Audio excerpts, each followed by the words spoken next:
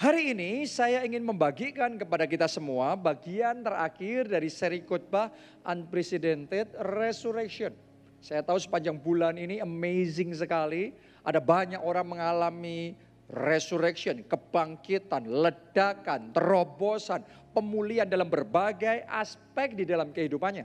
Tetapi di bagian akhir dari seri khotbah ini, yang saya mau bagikan kepada saudara, judul khotbahnya adalah extra portion atau porsi ekstra.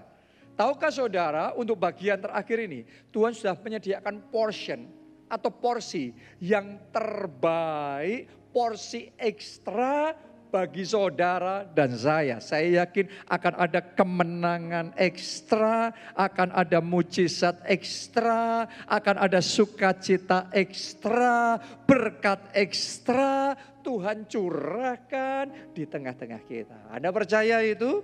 Nah, saya ajak saudara untuk baca terlebih dahulu Kejadian 43 ayatnya yang ke-32 sampai 34. Ya, saya bacakan buat saudara.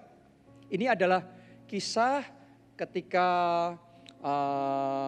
Benjamin ada di Mesir. Nah, Benjamin ini adalah adiknya Yusuf.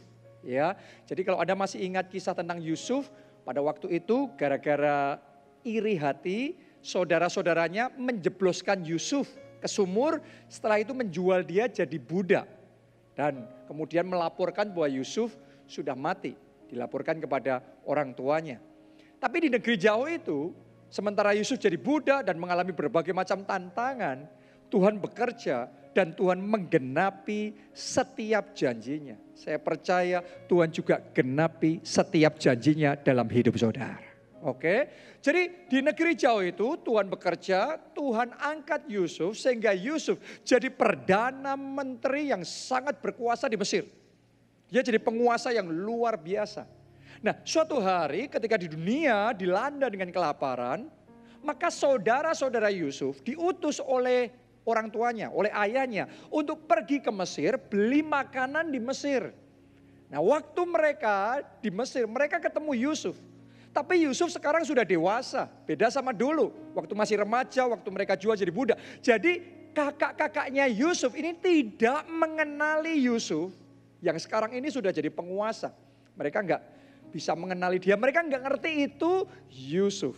Ya, jadi perjalanan pertama, terus kemudian mereka pulang. Setelah persediaan habis, kelaparan masih belum selesai, mereka datang lagi ke yang kedua kalinya di Mesir. Dan kali ini karena Yusuf sudah ngasih syarat, maka mau nggak mau mereka bawa adik mereka, Benjamin namanya, yang di perjalanan pertama nggak ikut, tapi di perjalanan kedua akhirnya Benjamin ikut ke Mesir. Jadi pada waktu itu kakak-kakaknya dan kemudian Benjamin ini, adiknya Yusuf ini sudah ke Mesir dan mereka bertemu dengan Yusuf dan mereka belum tahu kalau yang mereka hadapi itu adalah saudara mereka sendiri, yaitu Yusuf. Nah, mari kita baca di dalam Kejadian 43 ayat 32 sampai 34 ini apa yang terjadi waktu mereka bertemu. Lalu dihidangkan makanan bagi Yusuf tersendiri, bagi saudara-saudaranya tersendiri, dan bagi orang-orang Mesir yang bersama-sama makan dengan mereka itu tersendiri. Sebab orang Mesir tidak boleh makan bersama-sama dengan orang Ibrani. Karena hal itu suatu kekejian bagi orang Mesir. Saudara-saudaranya itu duduk di depan Yusuf dari yang sulung sampai yang bungsu, sehingga mereka berpandang-pandangan dengan heran. Coba Anda renungkan. Kenapa kok mereka heran? Karena pada waktu itu adalah masa kelaparan. Makanan itu sangat berharga karena jarang. Jadi sangat bernilai. Orang-orang Mesir, bahkan rakyat Mesir di luar itu kelaparan.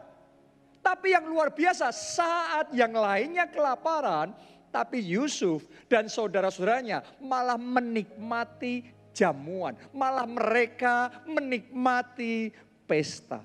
Saya mau nubuatkan di dalam nama Tuhan Yesus saat dunia di dalam kegelapan dan kekelaman. Tapi dalam hidup saudara dan saya, anak-anak Tuhan, ada terang kemuliaan yang Tuhan nyatakan. Ada kelimpahan, ada berkat, ada pesta, ada jamuan ilahi dari Tuhan tercurah di dalam kehidupan kita. Oke, jadi tangkap rema ini. Kalau Anda ngalami realitanya berbeda, tapi tangkap rema firman. Karena rema firman Tuhan sanggup mengubah situasi saudara. Sanggup mengubah kondisi saudara. Saat ini juga dalam nama Yesus terjadi. Amin, haleluya. Nah sekarang lanjutkan lagi pembacaan kita itu. Sekarang di ayatnya yang ke-34. Mari kita lihat. Ya apa yang dimaksudkan dengan extra portion atau porsi ekstra yang Tuhan mau berikan kepada kita. Anda perhatikan ya, saya bacakan Kejadian 43 ayat 34. Lalu disajikan kepada mereka hidangan dari meja Yusuf. Tetapi yang diterima Benyamin adalah 5 kali lebih banyak daripada setiap orang yang lain. Lalu minumlah mereka dan bersukaria bersama-sama dengan dia. Ini amazing sekali.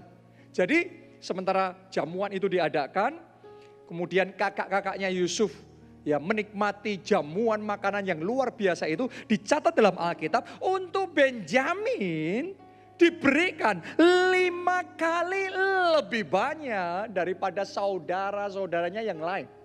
Wow. Artinya ada yang spesial di sini. Benyamin menerima 5 kali lebih banyak. Ini yang saya sebut dengan porsi ekstra, berkat ekstra, mujizat ekstra, keajaiban ekstra. 5 kali lebih banyak. Doa saya yang dialami Benyamin, Anda alami dalam hidup saudara. Saudara-saudaranya yang lain juga nikmati jamuan yang luar biasa. Tapi khusus Benyamin 5 kali lebih banyak. Sama-sama anak Tuhan yang lain ngalami sukacita, ngalami damai sejahtera, ngalami kemenangan. Tetapi buat saudara dan saya, doa saya ada kemenangan 5 kali lipat lebih banyak. Ada mujizat 5 kali lipat lebih besar. Ada kesaksian 5 kali lipat lebih dahsyat. Ada sukacita, damai sejahtera 5 kali lebih banyak. Boleh katakan amin, amin. Dan Tuhan kita mengerjakannya dalam hidup kita. Oke, jadi porsi ekstra ini pertama bicara tentang kuantitasnya dulu. 5 kali lebih banyak. Itu yang diterima oleh Benyamin. Tapi tahukah saudara, porsi ekstra, berkat ekstra yang Tuhan mau berikan kepada kita bukan cuma secara kuantitas lebih banyak, tetapi juga secara kualitas. Anda percaya itu? Anda akan diberkati secara kuantitas dan kualitas lebih banyak, lebih dahsyat dan lebih luar biasa. Ayo kita baca seperti apa secara kualitas yang dinikmati oleh Benyamin. Kali ini saya ajak saudara untuk membaca kisah keturunannya, salah satu keturunannya Benyamin, ya, yaitu Raja Saul. Kita baca 1 Samuel 9 ayat 21 sampai 24. Tetapi jawab Saul, bukankah aku seorang suku Benyamin, suku yang terkecil di Israel, dan bukankah kaumku yang paling hina dari segala kaum suku Benyamin? Mengapa Bapak, yaitu Samuel, berkata demikian kepadaku? Sesudah itu Samuel mengajak Saul dan bujangnya, dibawanya ke pendopo dan diberikannya kepada mereka. Tolong perhatikan, ditulis begini. Tempat utama di depan para undangan yang banyaknya kira-kira 30 orang.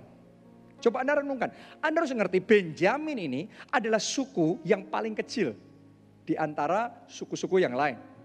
Yang kedua, dalam sejarah perjalanan suku ini, mereka pernah melakukan satu kesalahan, satu celah yang sangat besar, sehingga hampir mereka dimusnahkan. Jadi dianggap ini suku yang paling hina sebenarnya.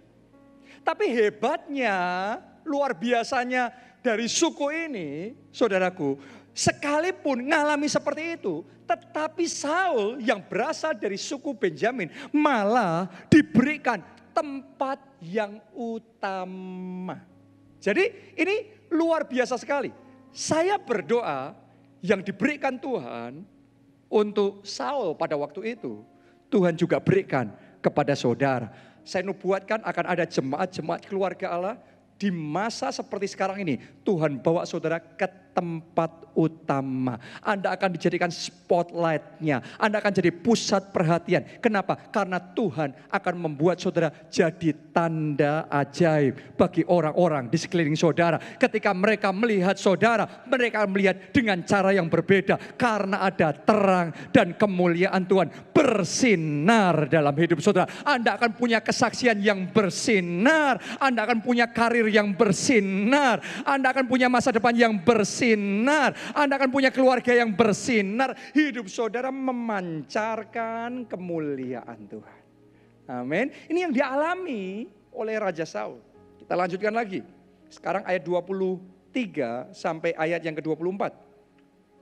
Berkatalah Samuel kepada juru masak, berikanlah sekarang bagian yang kuberikan kepadamu tadi, dengan pesan simpanlah ini dahulu. Lalu juru masak itu menghidangkan paha dan apa yang termasuk ke situ dan meletakkannya ke depan Saul. Dan Samuel berkata, lihat yang tinggal ini diletakkan ke depanmu, makanlah sebab telah disimpan bagimu. Tolong perhatikan, jadi ada daging yang sudah disimpan, oke, sudah di-reserve.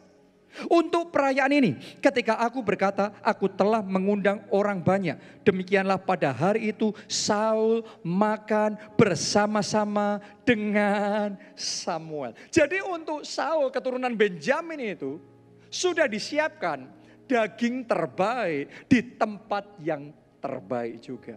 Saya percaya kalau Anda tangkap rema firman Tuhan hari ini, maka di masa ini Tuhan akan memberikan bagian yang terbaik.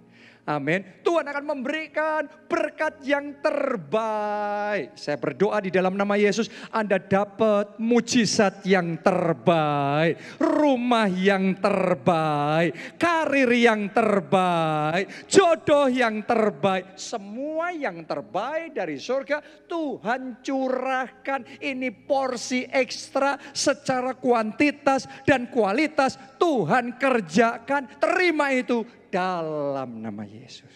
Amin. Haleluya. Nah, sekarang pertanyaannya, bagaimana caranya kita menerima porsi ekstra yang amazing ini dari Tuhan? Ada 3 saya mau bagikan sama saudara. Yang pertama, kalau Anda mau menikmati berkat yang ekstra, yang luar biasa ini dari Tuhan. Yang pertama, jadilah kesayangannya Tuhan. Jadilah anak kesayangannya Tuhan. Coba Anda renungkan ya, orang kalau disayang pasti diistimewakan, benar apa tidak? Alasan kenapa Benjamin diberikan 5 kali lebih banyak dari saudara-saudaranya yang lain adalah karena Yusuf yang jadi Perdana Menteri pada waktu itu lebih sayang sama Benjamin daripada sama kakak-kakaknya yang lain. Karena lebih disayang, maka terimanya lebih banyak. 5 kali lipat lebih banyak. Tolong dengarkan baik-baik. Kalau saudara jadi kesayangannya Tuhan, saya mau ngomong, Anda nggak akan mengalami biasa-biasa. Anda akan mengalami pengalaman pribadi yang istimewa bersama dengan Tuhan. Anda akan diberikan hikmat yang istimewa. Anda akan mendapatkan petunjuk yang istimewa yang daripada Tuhan. Setiap langkah hidup saudara dituntun oleh Tuhan. Sama seperti Benjamin, Anda juga disayang oleh Tuhan. Wow, ini luar biasa sekali. Tahukah saudara, nama Benjamin itu artinya anak tangan kanan. Atau anak kesayangan. Ya, kenapa kok artinya seperti itu? Anda renungkan. Di dalam kisah Benjamin, tadi saya juga cerita sama saudara, ketika terjadi kelaparan, orang tuanya mengutus kakak-kakaknya yang lain. Tapi Benjamin gak boleh ikut. Kenapa? Karena dilindungi. Ya orang tuanya nggak mau kehilangan dia. Jadi dijaganya extra care, extra protection. Yang lainnya diutus tapi Benjamin ini dijagai dengan sungguh-sungguh. Artinya kalau disayang akan dapat perlindungan yang istimewa. Mulai hari ini saya berdoa saudara dan keluarga saudara ada di dalam perlindungan yang spesial daripada Tuhan. Saya berdoa semua yang ada dalam hidup saudara ada dalam penjagaan Tuhan yang istimewa. Malaikat-malaikat surgawi diperintahkan untuk menjaga hidup saudara. Dan saya berdoa di dalam nama Yesus semua serangan, semua panah berapi si jahat yang ditujukan untuk menghancurkan hidupmu saat ini juga dihancurkan. Karena ada perlindungan Tuhan yang spesial dalam hidup saudara. Itu yang dialami oleh Benjamin. Kenapa? Karena dia disayang oleh orang tuanya. Karena Benjamin juga suku yang disayang. Tadi saya cerita ya sama saudara, bahwa sebenarnya dalam perjalanan suku Benjamin ini, mereka pernah melakukan satu kesalahan yang fatal sekali. Harusnya mereka binasa. Harusnya celaka dan dibasmi habis semuanya. Tapi yang luar biasa karena ini anak yang disayang sebenarnya. Ya, jadi diampuni dosanya. Mereka harusnya celaka. Sekarang mereka diselamatkan. Mereka terluput. Bukan cuma diselamatkan terluput. Tapi waktu Tuhan mau memilih raja pertama bagi bangsa Israel.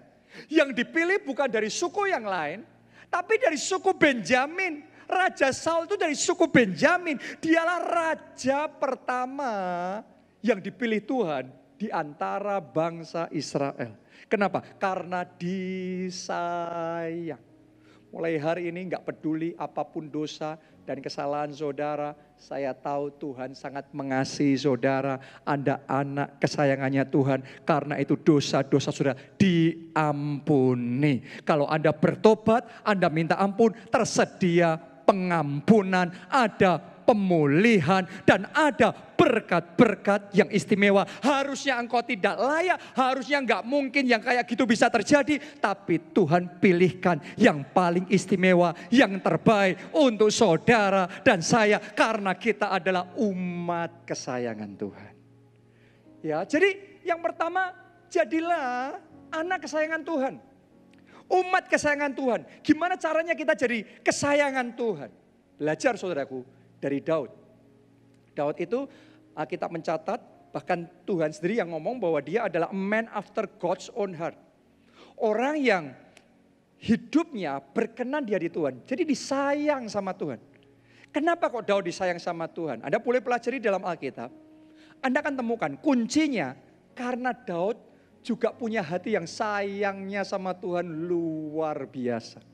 Saya berdoa hati seperti yang dipunyai Daud ini juga Anda punya di dalam hati saudara. Hati yang cinta Tuhan lebih dari segala-galanya. Hati yang sayang Tuhan dengan segenap kekuatan saudara. Love God with passion. Hati yang seperti ini dibangkitkan di dalam hati saudara. Jadi hati orang kalau sayang sama Tuhan, jangan heran saudara juga disayang sama Tuhan.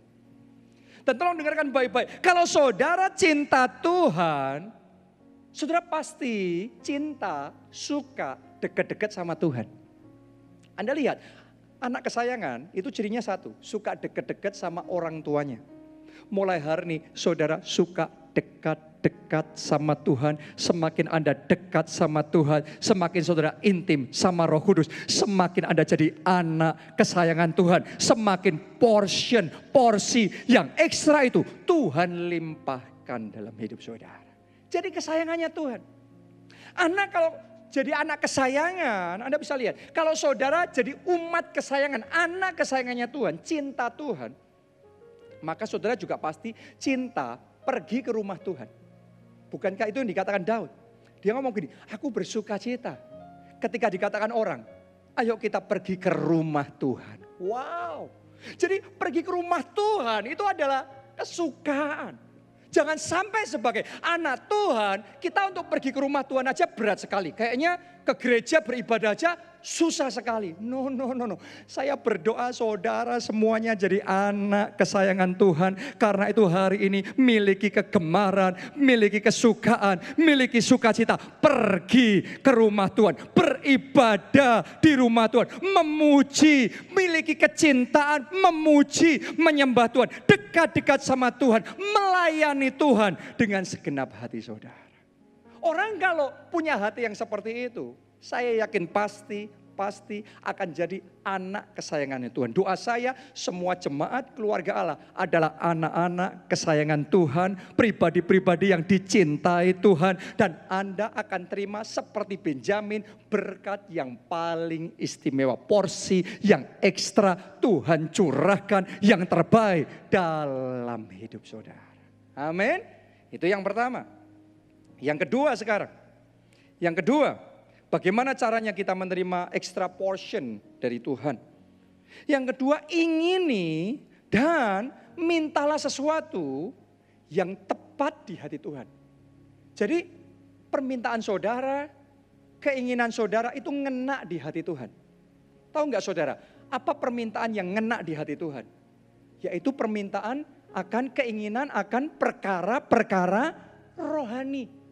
Tidak semua keinginan itu ngena di hati Tuhan. Kalau Anda jadi orang tua, Anda punya anak-anak, ada permintaan anak-anak saudara yang bisa ngena masuk di hati saudara. Tapi ada permintaan dari mereka yang sebenarnya Anda nggak setuju, Anda nggak suka. Ya, jadi kalau saudara mau jadi anak kesayangannya Tuhan, ketahuilah yang mana permintaan, yang mana keinginan, yang ngena, yang disukai oleh Tuhan. Ya. Saya percaya orang yang seperti itu, Anda akan menikmati jadi anak kesayangan Tuhan yang luar biasa. Coba Anda perhatikan, karena keinginan dan permintaan kita itu benar-benar akan membuat perbedaan di hati Tuhan. Anda lihat kisah tentang Nabi Elisa dan Gehasi. Bagaimana permintaan mereka membuat hidup mereka akhirnya berbeda. Apa yang Tuhan lakukan dalam hidup mereka itu benar-benar berbeda. Elisa adalah murid dari Elia.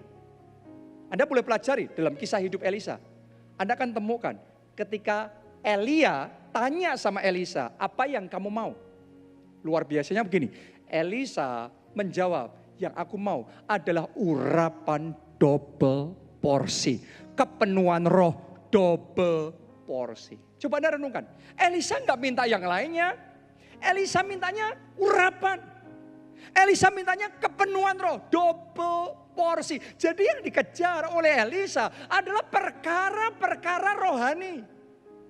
Dan kalau saudara ngejar perkara-perkara rohani, tahukah saudara, itu yang menyukakan hati Tuhan. Itu yang menyentuh hati Tuhan. Itu sebabnya dalam hidup Elisa, Tuhan berikan urapan double porsi. Tuhan pakai dia secara luar biasa. Jadi anak kesayangan, jadi nabi kesayangannya Tuhan. Saya berdoa Anda jadi umat kesayangannya Tuhan. Anda jadi leaders kesayangannya Tuhan. Seperti Elisa. Beda dengan Gehasi. Gehasi ini adalah muridnya Elisa. Jadi seharusnya kalau Elisa dapat urapan double porsi dari Elia, ini kan lipat. Gehasi ini harusnya punya kesempatan dapat urapan double porsi dari Elisa. Jadi ini 4 kali gandanya Elia. Anda bisa bayangkan, kesempatan yang dimiliki Gehasi ini luar biasa. Tapi sayangnya keinginannya beda. Permintaannya lain, yang dia kejar itu lain. Elisa ngejar urapan, perkara-perkara roh. Tapi Gehasi yang dikejar itu harta, perkara-perkara jasmani. Masih ingat gak saudara kisah tentang Naaman yang disembuhkan oleh Nabi Elisa, kemudian datang mau membawa persembahan-persembahan ini itu mau ngasih macam-macam. Tapi Nabi Elisa menolak, enggak, no kamu bawa pulang. Tapi si Gehasi ini mulai berpikir, waduh ini tuanku ini Nabi Elisa ini terlalu rohani. Jadi Gehasi diam-diam ngejar Naaman, kemudian ngomong dengan caranya sendiri, gimana caranya dia bisa dapat emas, perak, harta, pakaian dan macam-macam pemberian-pemberian dari Naaman yang ditolak oleh Nabi Elisa. Jadi ternyata Gehazi ini ngejarnya beda, ngejarnya salah, ngejarnya perkara-perkara lahiriah. Saudara bisa melihat akhir dari kisah Gehazi menyedihkan sekali. Harusnya dia bisa terima urapan 4 kali lipatnya Elia. Tapi akhirnya dia malah kena kusta. Akhirnya hidupnya, masa depannya lenyap. Akhirnya dia dan keturunannya kena kutuk. Kenapa? Karena salah permintaannya. Salah kerinduannya. Hari ini saya berdoa permintaan dan kerinduan saudara diluruskan oleh Tuhan. Bukan mengejar perkara-perkara yang di bawah, tapi Anda mencari perkara-perkara yang di atas. Anda mengejar perkenanan Tuhan. Yang Anda mau adalah menyenangkan hati Tuhan. Yang Anda mau adalah melayani Tuhan. Jadi saksi Tuhan. Yang Anda kejar adalah kepenuhan Roh Kudus lebih besar, urapan lebih besar, kasih dan kuasa Tuhan lebih besar di dalam hidup saudara. Orang kalau ngejarnya benar, dia akan dapatnya benar. Hidupnya akan benar juga. Jadi mulai hari ini, saya berdoa, keinginan yang benar, keinginan akan perkara-perkara roh, dibangkitkan dalam hati saudara. Dan Anda jadi anak kesayangan Tuhan. Amin. Itu yang kedua. Yang terakhir, yang ketiga. Pahami maksud hati Tuhan. Atau tujuan Tuhan. Jadi kalau saudara ngejar sesuatu, Anda minta sesuatu, tadi saya katakan, kejarlah perkara-perkara roh, perkara-perkara di atas, bukan perkara-perkara di bawah. Sekarang poin yang ketiga ini, saudara kalau minta sesuatu sama Tuhan, ngejar sesuatu, pahami maksud hati Tuhan, tujuan Tuhan. Saudara tahu nggak kenapa Elisa minta urapan double porsi? Kenapa dia nggak minta harta kekayaan? Kenapa dia nggak minta jabatan yang hebat dan lain sebagainya? Kenapa yang dia minta urapan? Karena Elisa mau pakai urapan itu untuk menggenapi tujuan Tuhan. Untuk melayani Tuhan. Untuk menyampaikan pesan Tuhan kepada umat Tuhan. Sehingga terjadi pertobatan. Sehingga mereka bisa diselamatkan. Elisa maksudnya adalah sejalan dengan tujuan Tuhan. Saya berdoa mulai hari ini. Yang Anda kejar sesuai dengan tujuan Tuhan di dalam hidup saudara. Anda bisa nangkep, memahami maksud hati Tuhan di dalam hidup saudara. Karena kalau sampai kita nggak ngerti maksud Tuhan, kita bisa melenceng. Sama-sama minta sesuatu, bahkan minta urapan pun, minta kepenuhan Roh Kudus pun, kalau motivasinya salah, akhir hidupnya bisa melenceng. Anda harus ngerti loh. Tidak semua orang minta urapan dengan tujuan yang benar. Masih ingatkah saudara kisah tentang Simon, si penyihir? Ya, dalam Alkitab dicatat, dia juga menginginkan kepenuhan Roh Kudus itu. Dia juga mau urapan itu. Oke, dan kemudian Simon saudaraku minta supaya dipenuhi oleh urapan itu. Akan tetapi sayangnya motivasinya salah. Dia mau kepenuhan Roh Kudus, urapan itu. Supaya apa? Supaya jadi hebat. Untuk pamer. Terus untuk cari uang. Anda boleh baca kisah berikutnya. Bukannya dia mendapatkan urapan dan kepenuhan Roh Kudus. Tapi justru dia ditegur dan dia dimarahi. Kalau nggak terjadi pertobatan, dia bisa celaka. Jadi saudara harus ngerti. Betapa pentingnya kita memahami maksud Tuhan. Mulai hari ini yang Anda perjuangkan sesuai dengan tujuan Tuhan. Yang Anda mau sesuai dengan yang Tuhan mau. Mulai hari saya berdoa ketika Anda minta kesembuhan. Bukan cuma minta kesembuhan untuk diri sendiri. Tapi minta kesembuhan supaya saudara bisa jadi saksi Kristus. Sehingga melalui kesaksian saudara, kesembuhan yang Anda alami, banyak orang yang sakit yang lain juga disembuhkan. Dan banyak jiwa-jiwa yang terhilang bisa diselamatkan. Haleluya. Kalau saudara minta Tuhan ngasih hikmat, mulai hari ini bukan cuma minta hikmat supaya kita jadi tambah kaya, tambah kaya, tambah kaya, hanya untuk diri kita sendiri. No. Buat apa? Poinnya apa? Saya berdoa kalau Anda minta hikmat dari Tuhan, sehingga Anda bisa berhasil. Anda berhasil untuk jadi berkat. Anda berhasil supaya jadi kesaksian. Ketika Anda sukses, Anda diberkati, Anda bisa jadi alat bagi Tuhan untuk memperluas kerajaan Allah, untuk membangun pekerjaan Tuhan, untuk memperluas Injil sehingga banyak jiwa boleh diselamatkan. Itu maksud hati Tuhan. Karena itu minta hikmat Tuhan. Minta supaya saudara bisa memperluas kerajaan Allah. Kalau saudara mau seperti Benjamin ngalami 5 kali lipat, porsinya lebih banyak, berkatnya lebih banyak.